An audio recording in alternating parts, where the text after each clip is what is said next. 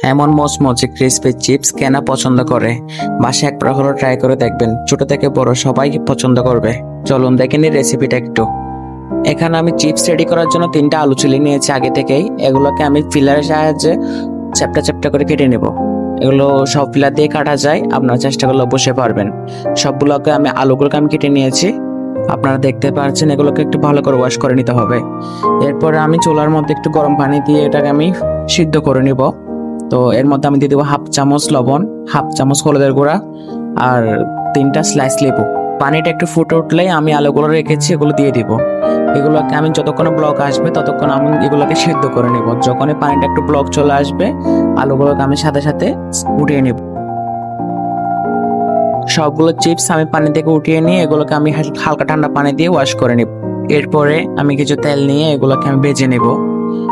অবশ্যই তেলটা একদম লো হিটে রাখতে হবে, মিডিয়াম হিটে রাখতে পারেন।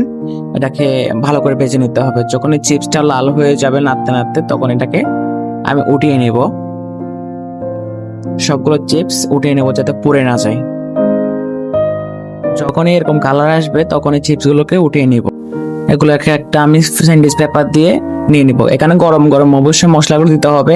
এখানে আমি পরিমাণ মতো বিট লবণ আর কিছু চাট মশলা আর কিছু গুঁড়া মরিচ দিয়ে গেছি যাতে টেস্টটা ভালো আসে।